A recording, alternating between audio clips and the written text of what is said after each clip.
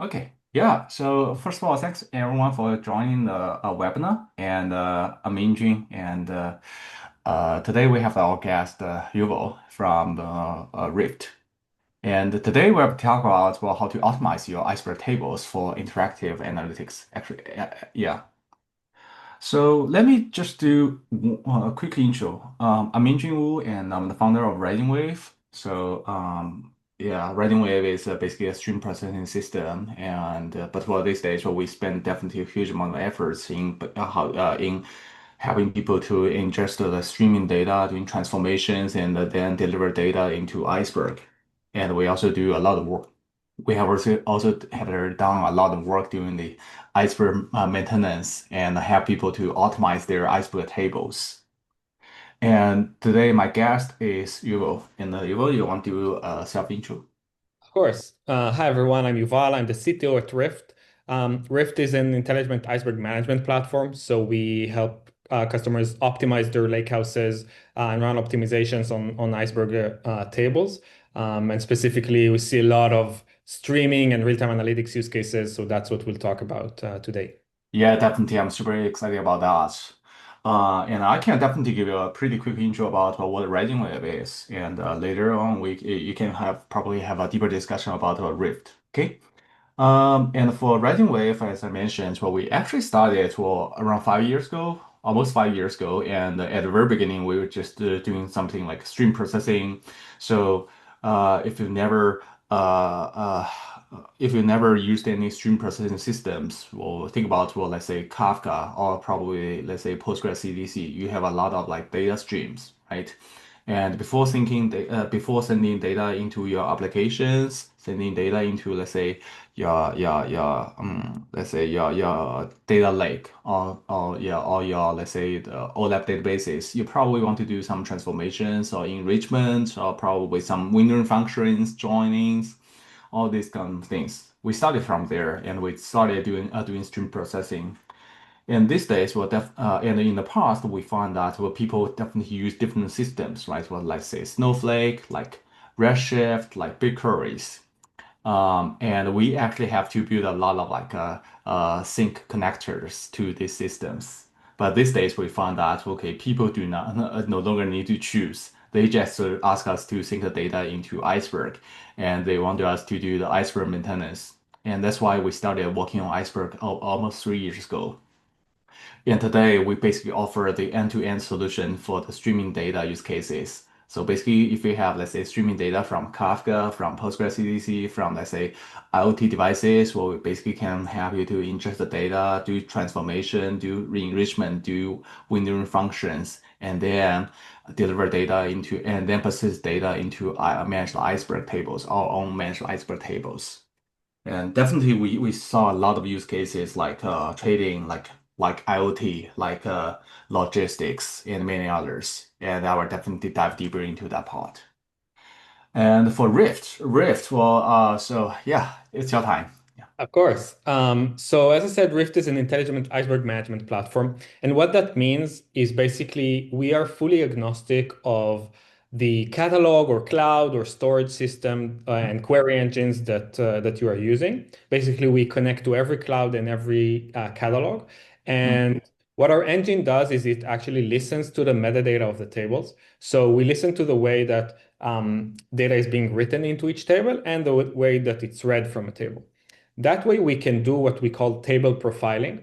So, understanding that different tables actually behave very differently. For example, a table can be streamed every few seconds versus a table that gets a nightly batch job and just updates and things like that. And that way, we can tune our internal algorithms to apply optimizations in the most efficient way to each of your tables, and also do it just automatically. So if you are adding more and more tables, you don't have to think about, okay, now I have to set up a new pipeline and perform compactions and perform all of this stuff. And other than that, we also take care of everything for lakehouse resiliency. So you can think of things like backups. So what happens if your tables gets bad? Someone deleted something, so you added wrong data, and etc. And I think also to your point, we also see a lot of use cases around specifically IoT, finance, gaming, all of these industries that have a ton of data and they stream it in real time. And they all want to stream it into Iceberg. So that's, I think, one trend that we're seeing. And maybe the other trend is also that expectations of people from these Iceberg tables is to be able to query them in a very, very low SLA, right? It's not like a query that you can run and wait 30 minutes for it to complete. You want actually interactive analysis. You want queries to return in half a second, in 1 second, and things like that. Hmm. Yeah, definitely. I'm very curious about what the use cases you have already encountered. And before discussing that, well, I mean, why people use Iceberg? I mean, we definitely know what Iceberg is, right? Well, Iceberg is open data format, and I don't really think that's why I need to spend time to waste time to educate people. Okay, how good right Iceberg is. But my question is more about okay, look, people have already used for let's say Snowflake or BigQuery or Redshift or whatever, and why they, I mean, do you see that a lot of like users are migrating from some other systems to Iceberg, or it's more like okay, they are just let's say started using let's say data lake and then they choose Iceberg. And Yeah. if they are migrating, why they are migrating is because of the cost or is because of let's say some specific features. Yeah. Do Yeah. you have any is some insights? Yeah. So that's a great question. I Uh-huh. think, the easiest and most immediate answer is, of course, cost, right? Everyone are very aware of costs, and with expensive warehouses, people do look for alternatives. And I think Hmm. until Iceberg got so mature as it is today, there weren't so many great alternatives. So people would say, okay, maybe the cost is high, but I don't have a very good alternative, so I just stick to the current solution. But now it's very different. People have actually Iceberg as a great option, and we see data lakes of petabytes of data, which results in savings of, if they would put the same data on another platform, that would probably be like millions of dollars more expensive. So I think that's like one of the most immediate reasons. But I Hmm. think there's actually like a deeper reasons for this for these types of migration. And I think that with everything happening with the explosion of AI and machine learning and everything that's happening in the market right now, what we see companies doing is they have so many new use cases coming into the lakehouse or Hmm. to their data that they actually need all of the data at the same place in a very accessible way. And they want to use different tools, right? You don't want to hook into one system and say, okay, this is how I can query the data, because your data analysts have specific needs, but then your machine learning team have a whole different needs and tools that they want to use. You want to train AI models. You want to have a team of data engineering coming up with new ways to represent the data. So there's really like this revolution of new tools and new query engines that people want to use to achieve different results. And the lakehouse is just the enabler for that to happen. So companies are really kind of adopting a lakehouse first type of architecture. So they put all of the data in this really, really cost efficient place. They don't pay a margin to another vendor. They just pay for the cloud storage. Hmm. And the fact that Iceberg basically become the gold standard for this format means that every new engine on the market supports it. So it's like a fail-safe solution for, I don't even know what engines I want to use, but I know that if I choose Iceberg, it will prove it to be successful in the futures because I can use whatever tools I want. I'm the owner of my own data. I don't have to send it anywhere. Um, I think that's kind of like the deeper move to Iceberg. Yeah, yeah, I totally agree. We basically talk to Iceberg customers or prospects or people new to Iceberg every single week for sure.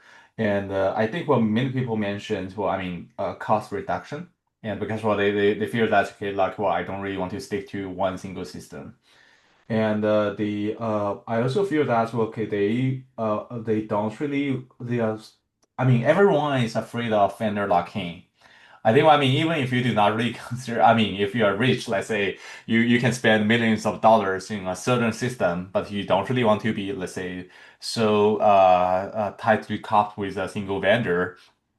I think from a company strategy perspective, definitely they're also motivated to use Iceberg.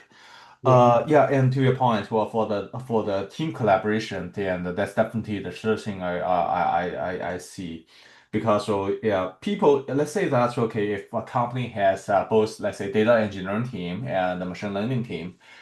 For machine learning guys, well, I mean, they probably don't really want to use something like Redshift or BigQuery, whatever. It's not, well, I mean, I used to work in Redshift. I never saw people, I mean, I mean, definitely there are some, but well, I mean, most of the people, data scientist guys are probably more interested in using Python, right? Well, they are more familiar with the Python, not SQL, not some other languages.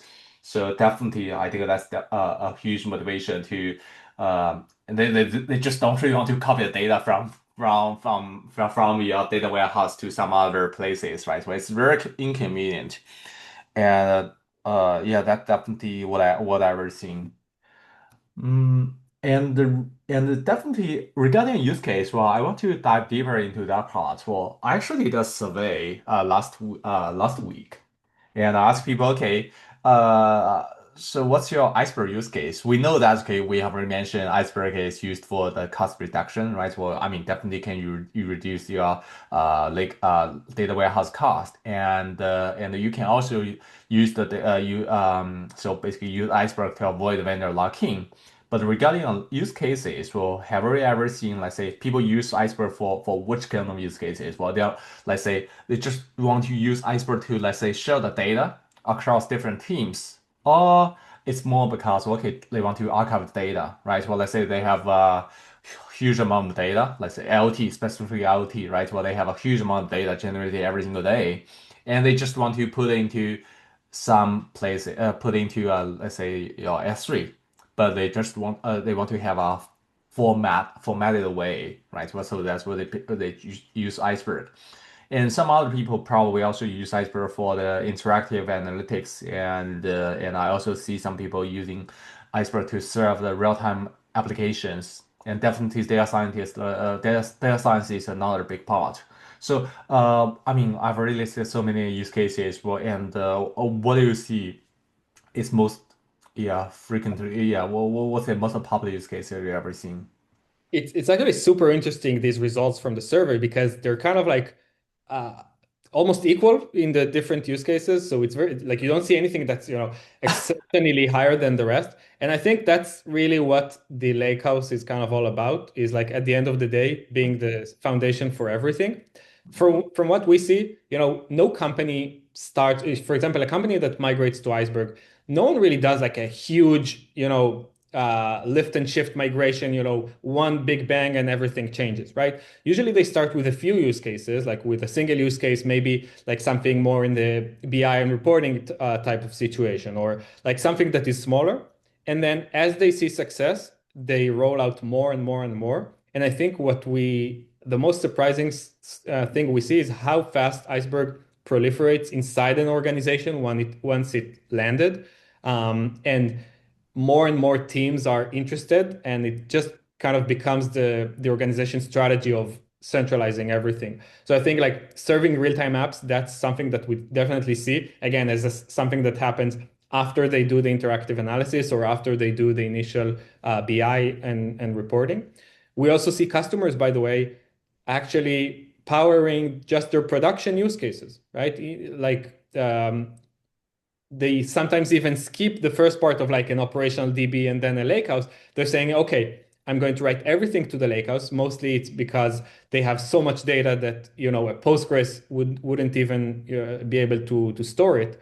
And then the application itself regarding of BI, machine learning, etc., is just hosted on top of the Iceberg data. So that's where like super low latency means a lot, and optimization makes sense. Yeah, yeah, that's true. Yeah, I feel that's why it's like, yeah, when people use Iceberg, it typically means that's what they have a lot of data, right? Well, I mean, if you don't really have a lot of data, then probably post you can just use Postgres. I mean, I think Exactly. of Postgres. Well, a lot of people say, okay, we can use Postgres to do everything, right? Well, Yeah, I partially agree. I mean, if your data is like, okay, yeah, 1 GB, 2 GB, for sure. I mean, you can use Postgres to do everything. But Yeah. for, I mean, as your yeah, data size grow to terabytes or even yeah, even hundreds of gigabytes, yeah, or larger, definitely you will think about, okay, whether Postgres is the only data system you want to you want to use, right? Yeah. And I feel that's what many people actually um, started from a single use case. They probably will not adopt the Iceberg or company-wide immediately. Let's say tomorrow, let's just use everything, use Iceberg for everything. But they probably just started with one single use case. For example, Yeah. I mean, as you mentioned, probably they just want to share data across different teams, and they just want to use Iceberg in a piloting project. And if they see the value, they see, okay, we have already reduced the cost. Let's do it, right? And let's do more, right? Let's move more data into Iceberg. And another pattern I'm very seeing is that well, people actually started using something like DuckDB, right? Well, they want to justify that well, adopting Iceberg can cut cost. So their first use case I've ever seen is that okay, they move the data into Iceberg and then use DuckDB to query it. Hmm. Basically, it's DuckDB is free and it's like super efficient, right? Well, and obviously, I mean, if people can see the value, they will definitely invest more in Iceberg. So that's what I've really seen. Um, yeah, but definitely, I mean, let's focus on, I mean, we definitely want to spend more time talking about for the real-time applications because it's very interesting, including interactive analytics. Because because I mean, if you just have some, let's say, want to archive your data, or probably you never you sync the data into Iceberg and then never query about it. Well, then I think well, or you just have some batch queries, right, when the persisting icebergs, then typically it's very straightforward, right? Well, and I don't really think that's okay. You need to worry about okay how to store data in iceberg and how to optimize the iceberg tables. But the challenge is we are seeing is that okay, I mean, if the data is in real time, then it's where the pain comes from, right? And the real time actually means a lot of things. What the real time means. So here I summarize well a little bit. Well, real time actually means that okay, first of all, you have let's say continuous data ingestion, right? You mentioned Postgres CDC, and yeah, we definitely see let's say Kafka, let's say Pausa, let's say IoT, right? Well, and the sensor data and yeah, and some other data sources.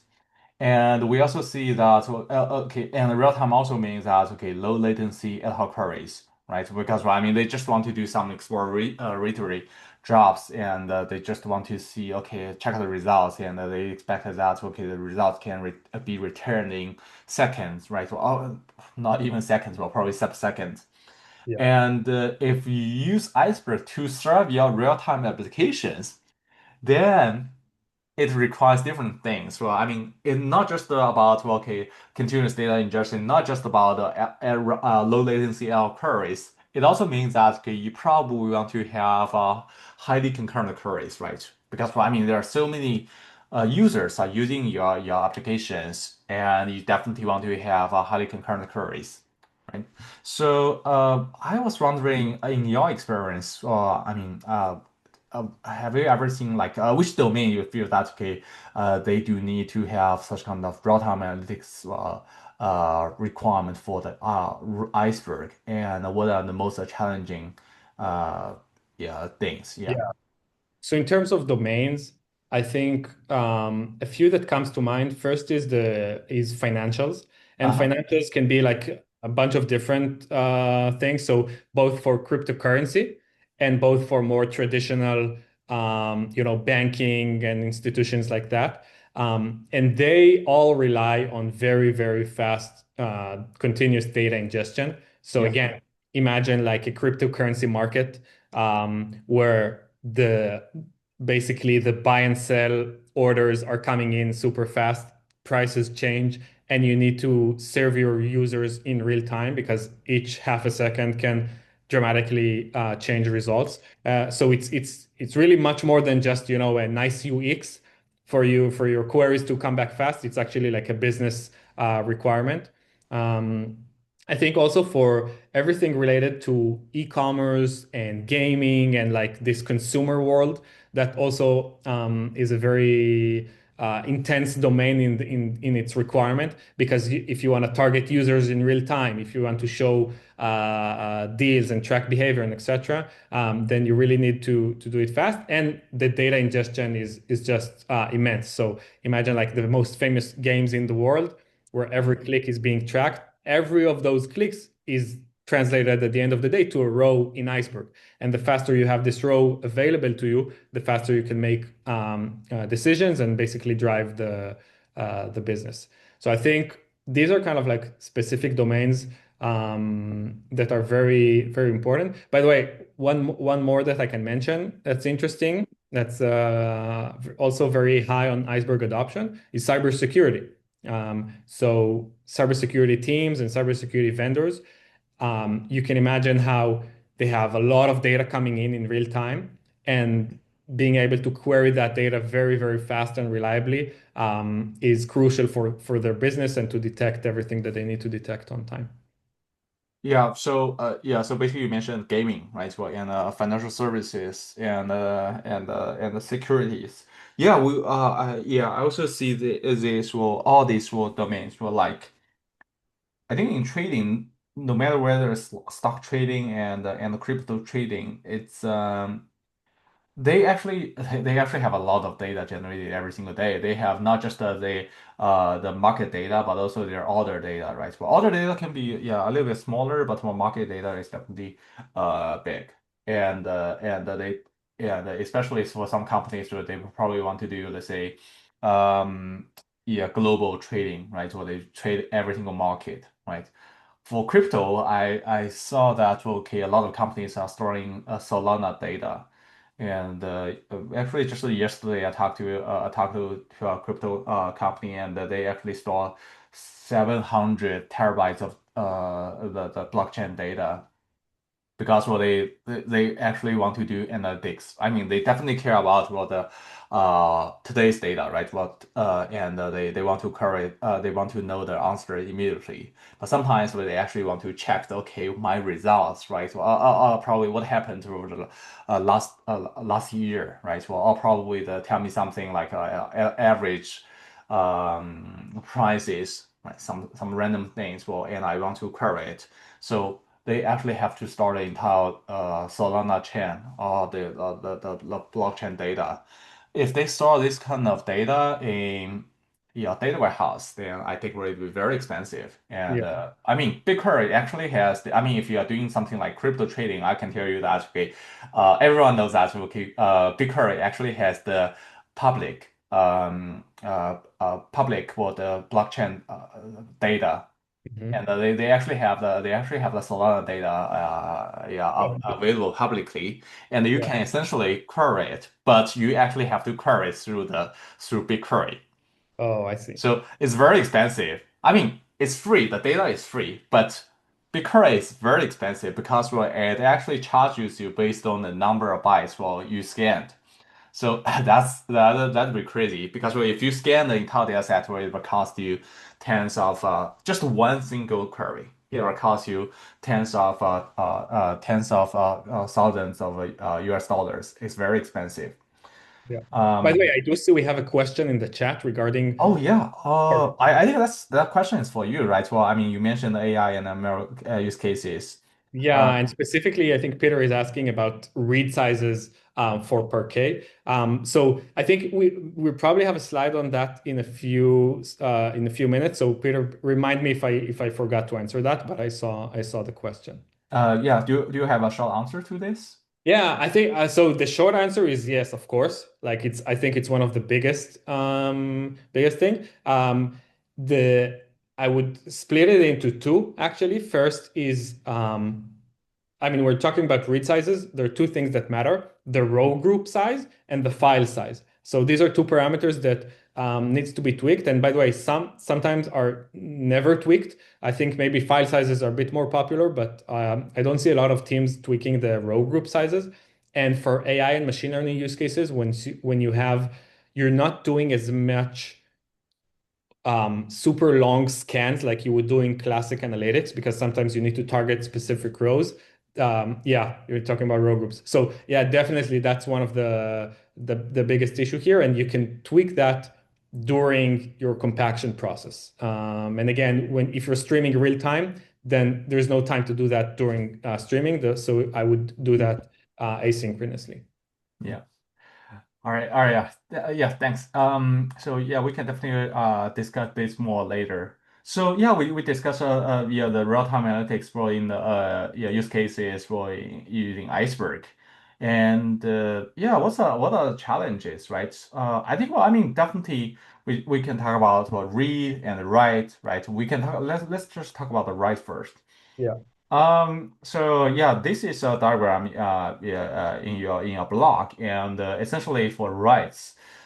So we have the copy on write and the merge on read, right? Well, can you help us understand what are the differences and which one we should use? Yeah, I think if you are streaming into Iceberg and if you have merges, and merges could be, from CDC, from upserts, from things like that, the most important decision to make is your write strategy. Are you going copy on write or merge on read? So if we compare the two, basically you can trade off either you're working very hard during the write to make sure your data is already ready for your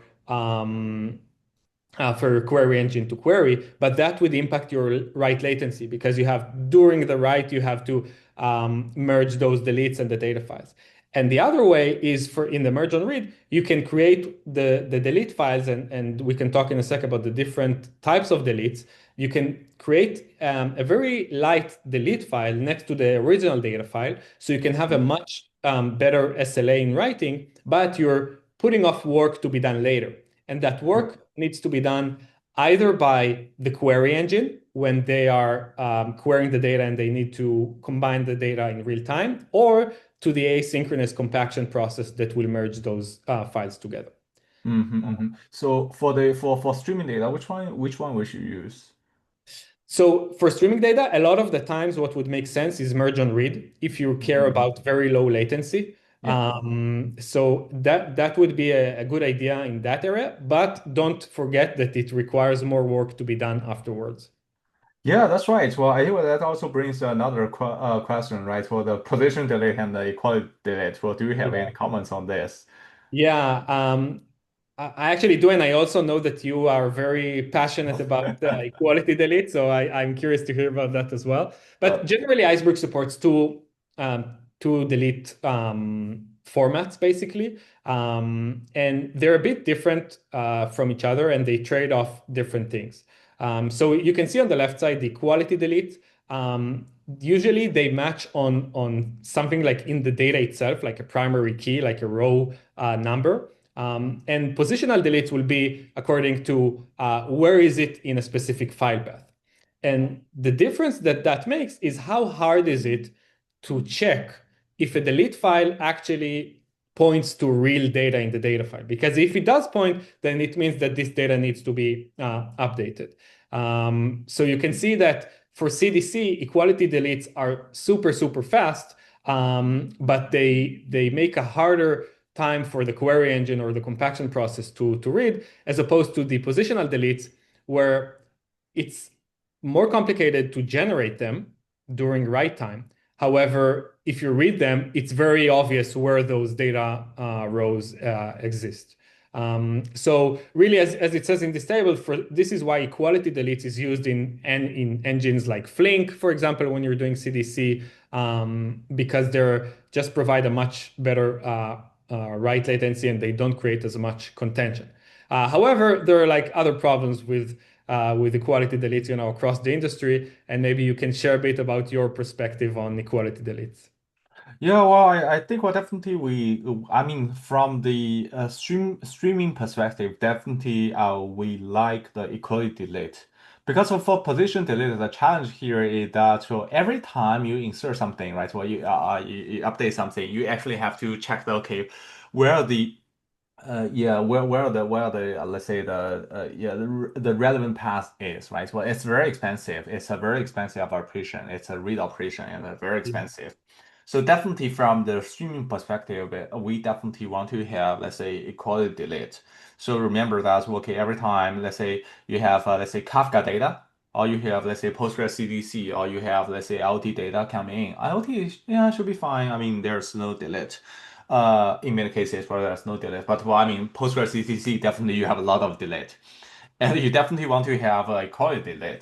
Yeah. I think well, I mean, the equality delay and the position delay, as you mentioned, to Iceberg support both. But the challenge here is that, well, especially for the query engines, well, not many query. I mean, the different engines have different supports.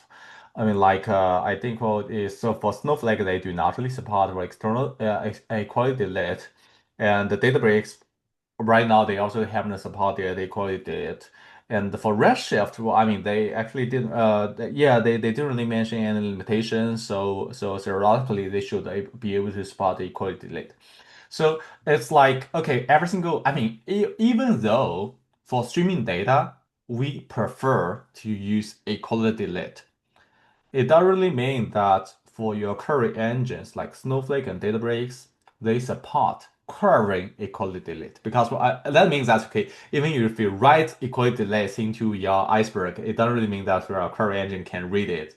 So Yeah. if they cannot read it, then it's definitely it's not quite useful, right?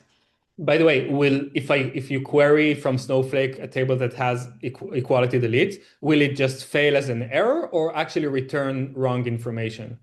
I think that they just don't really support. Well, I think it's just like a fail. Yeah. Yeah. So, but definitely you can check. Well, I didn't really follow Snowflake every single day, and I Yeah. think that they definitely were working on this, and yeah, I mean, but we're definitely based on their like if you check well all the existing results, well, I mean, it's like they were just a fail. Yeah. Yeah, by the way, there's a question. Do you know if the Polaris catalog is used in production? So, like, well, yeah. So, from what I know, if you are using Snowflake, definitely you have already used Snowflake's Manager Iceberg. Then definitely you have already used their internal Polaris catalog, and they call it Snowflake Open Catalog.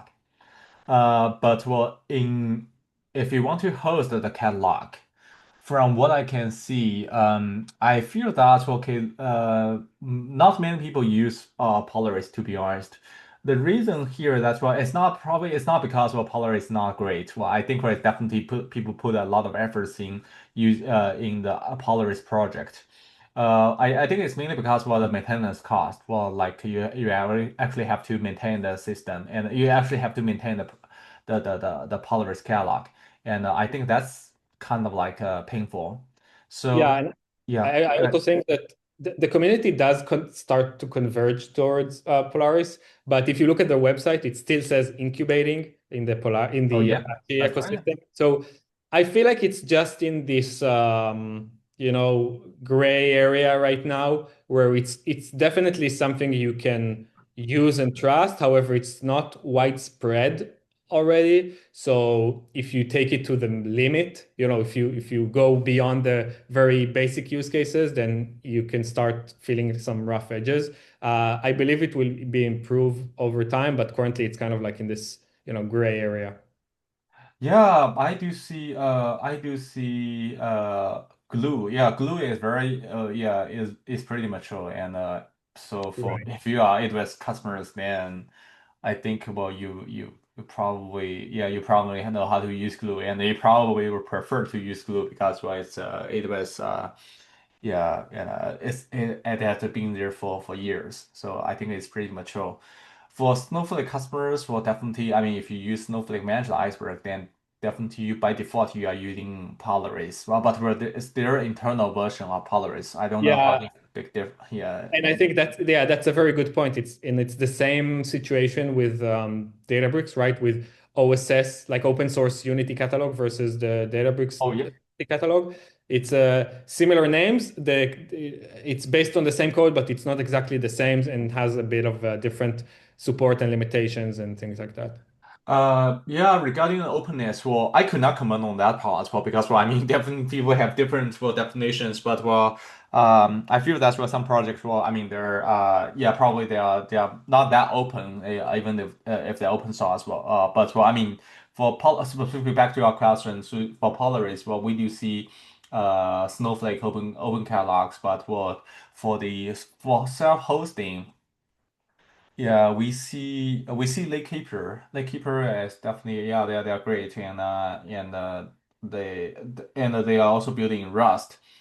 It's people say that okay even from our own perspective we found that well it's probably much easier to maintain Yeah, compared to yeah Polaris. yeah, I agree. Yeah, but definitely, I mean, I have to say that okay. I mean, all these projects are evolving, so yeah, probably if you check next week or next Yeah. month, well, probably there are some huge improvements, right? I don't know. So, but for as of today, yeah, that's the status. Yeah. Yeah, and back to the question. So for the data ingestions, yeah, I think what the challenge here that's well, yeah, even though for streaming data, well, for real-time data, we prefer to use equality delete. For not all the query engines support equality delete.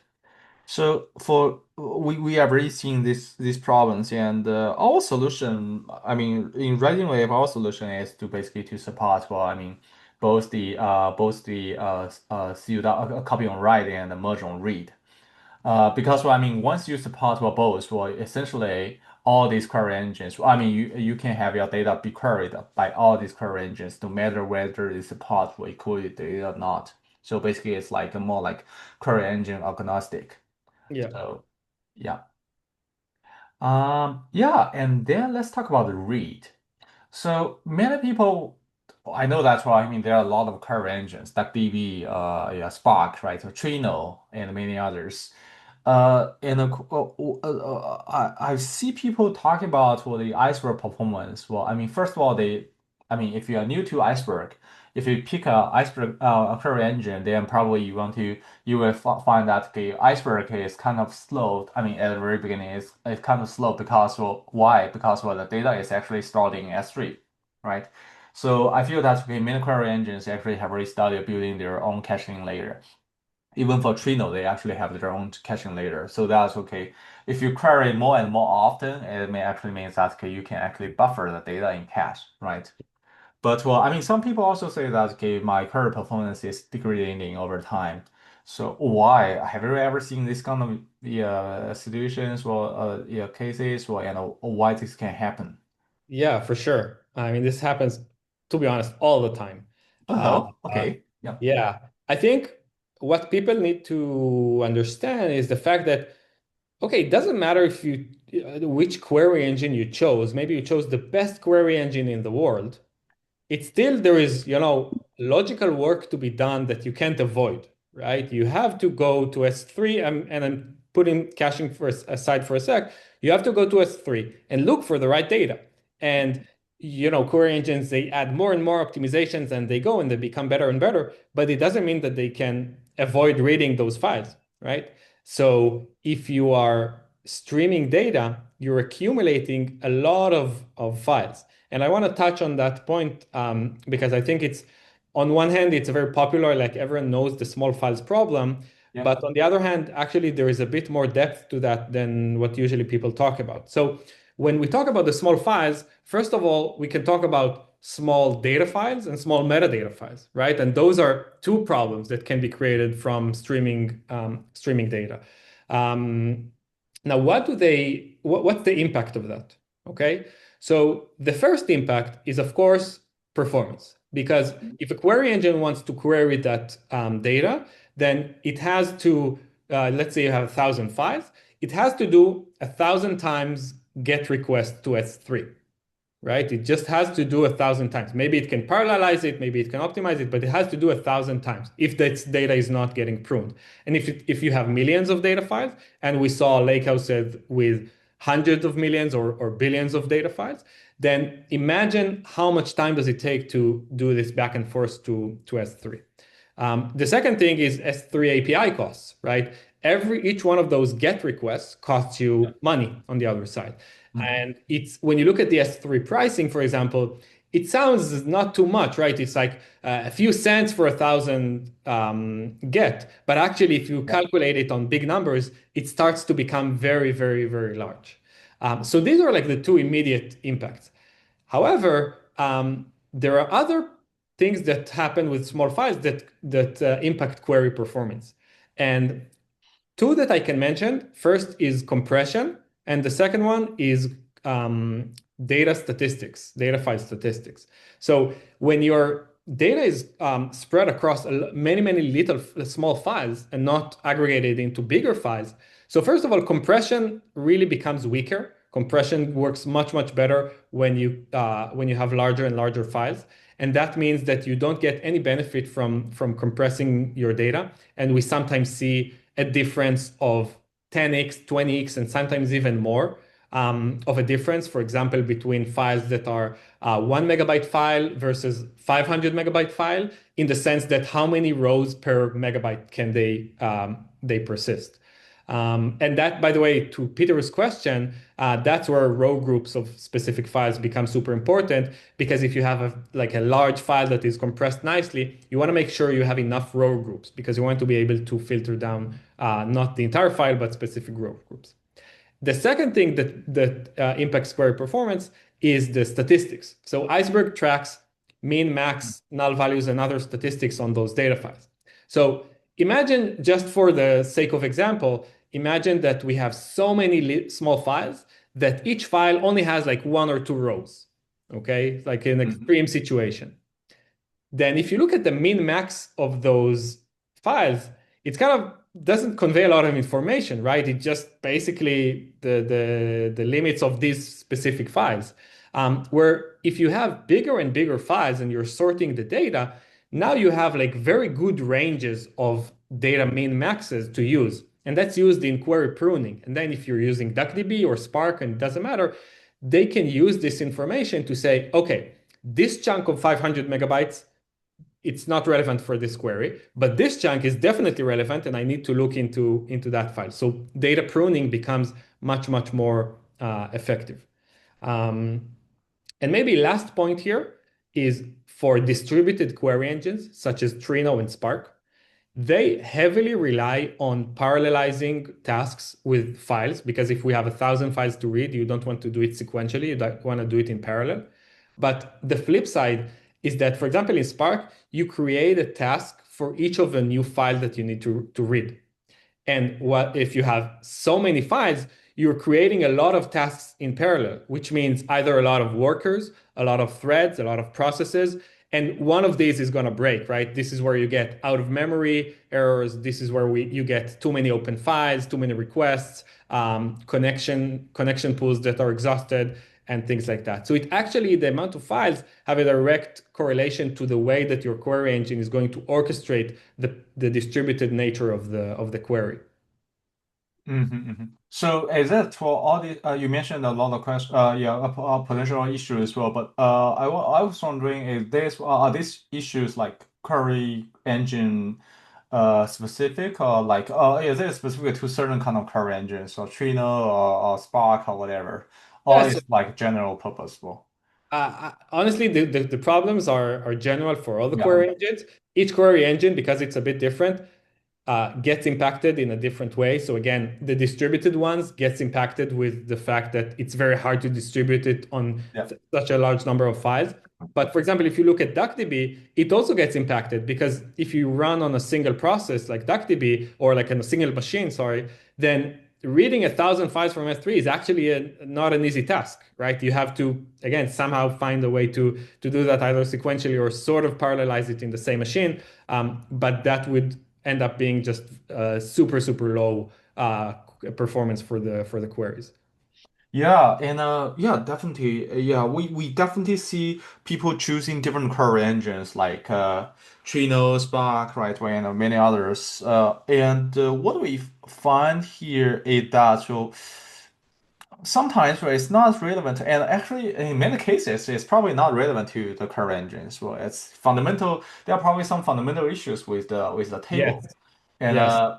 if that's well, as you mentioned, well, I mean, well, we definitely see the stats problem, and also the metadata. The metadata was, I mean, uh, some people were, I still remember that's what people, some people were telling us that, okay, well, they actually store a huge amount of data just for the metadata. I Yeah. mean, the metadata can, yeah, grow very fast if you have a lot of data ingested. And so essentially, it means that it means that okay, every time, no matter which query engine you're using, you have to fetch the data from the metadata first. It's Exactly. because well, you actually have to locate the data, right? So you actually have to know, okay, what are the data you have. And then you find that, okay, my querying the metadata is very slow.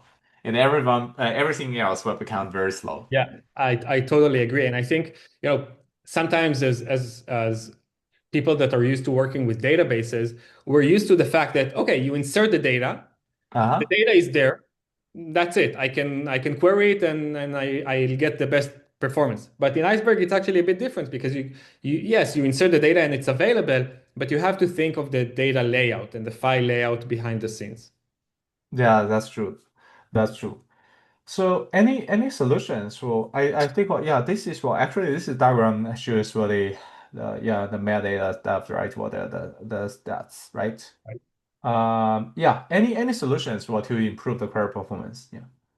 Yeah, so I think that if you are streaming data and or you are aiming for sub-second queries for real-time analytics, you have to do table optimization and storage optimization and basically do a very good job in managing your Iceberg tables. And there are a lot of things to think about here. I think we can cover a bit of the basics here with the time we have. I think the most important ones are Iceberg maintenance operations. Uh-huh. So both snapshot expiration and compaction would be the two most important things to get right. There are other things as well to talk about. I don't know if you have time for that.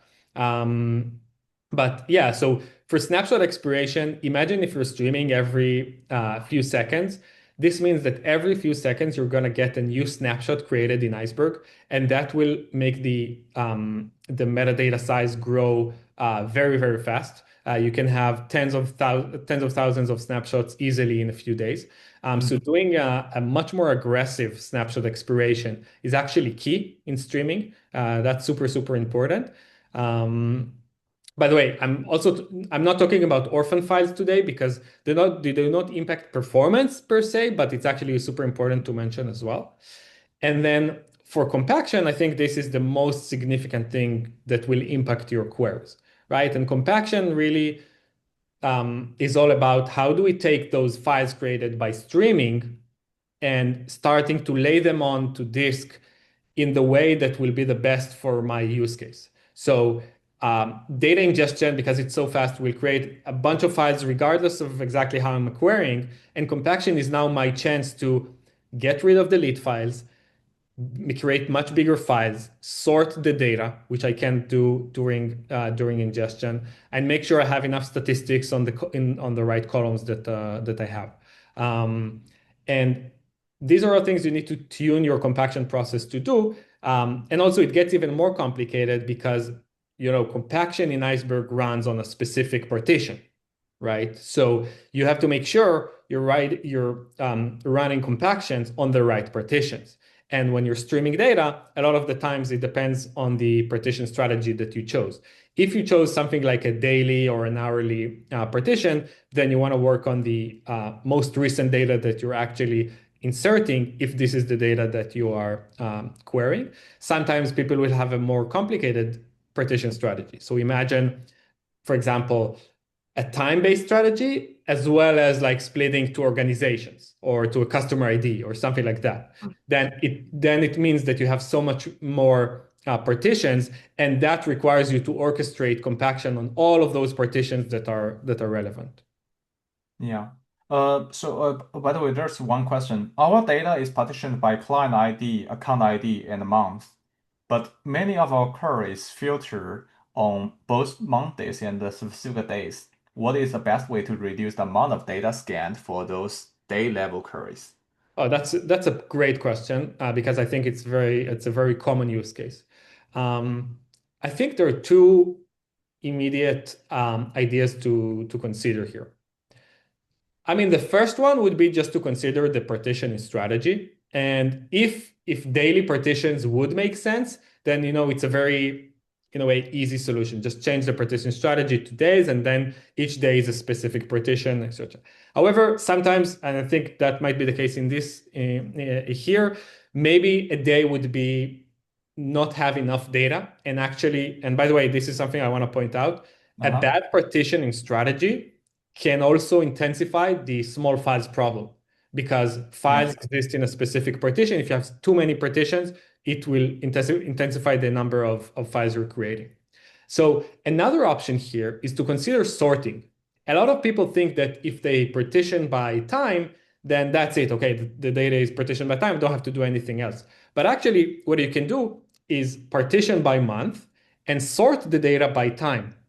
What that means is that for a specific month, for example, for the month of October, data will be sorted by the actual timestamp.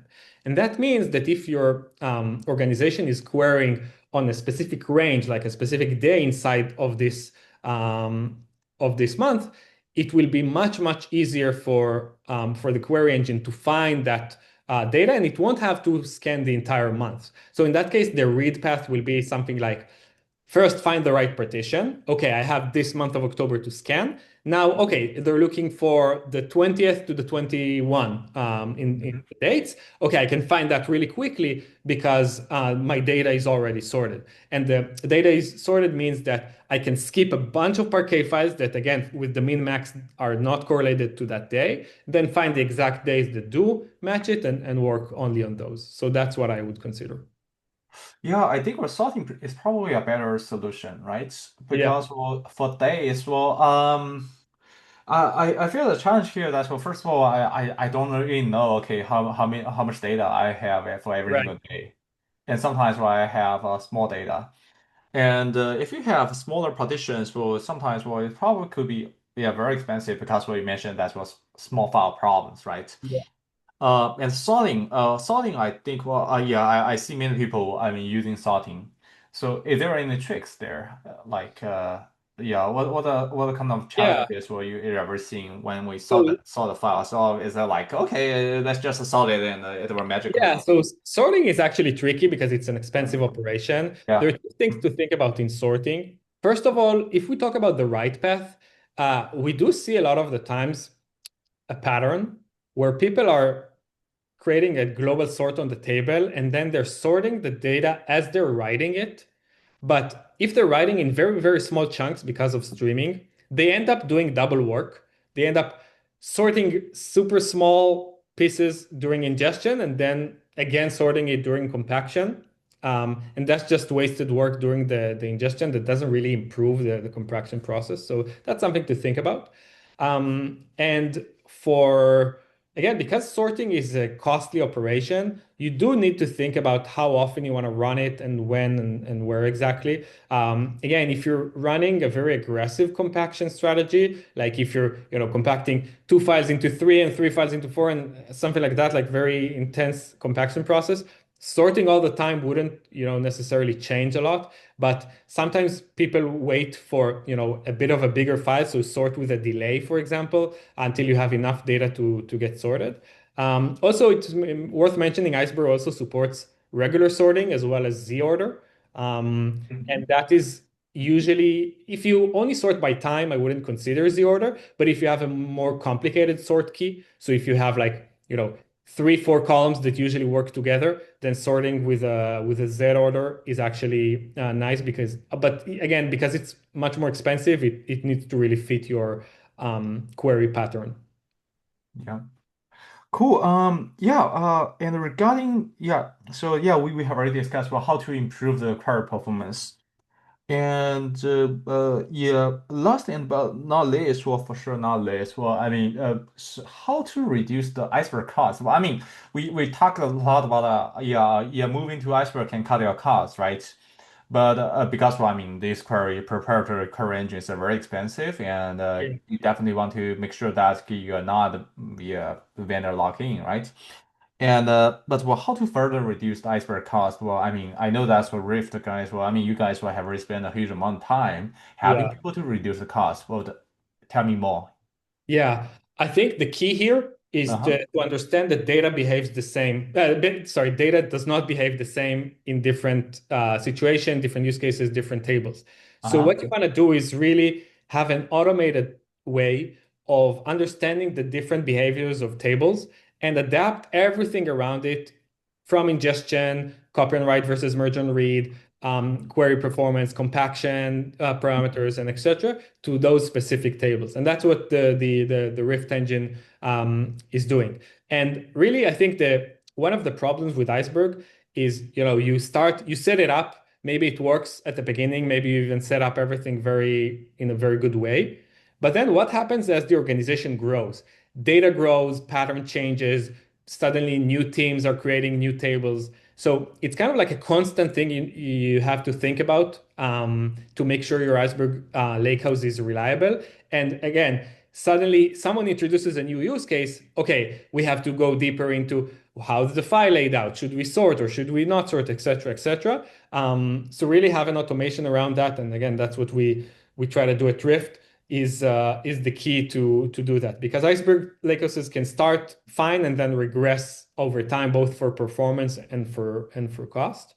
Um, and for cost in general, of course, it's I think you need to think of the three cost centers that are being used for Iceberg. The first one obviously is the queries, so reducing the query performance. The second one is the storage. Can you reduce the storage? And there I would look at how well am I doing compression and can I do something better? And can I do something like data retention or tiering and things like that? And the third one is the API costs, right? And that impacts directly from the number of files I have and how many scans I'm doing on those files. Hmm. Cool. I was wondering if the Rift manager solution, so I mean, how to use it. Yeah, so first of all, check out our website and also check out our blog. We blog a lot about Iceberg in general, but specifically real-time analytics, real-time analysis, streaming, ingestion, and etc. And give us a ping if you'd like to see a demo or talk further about your architecture needs. Yeah. Cool. Yeah, where we spend an hour discussing iceberg optimization, and I think so the last question, I mean, just the 1 minute, okay? Do you see any new formats or enhancement to iceberg that can improve things in the future? Yeah. So I think obviously Parquet is the most popular one, and I do want to mention that Parquet is actually going through a lot of innovation, both for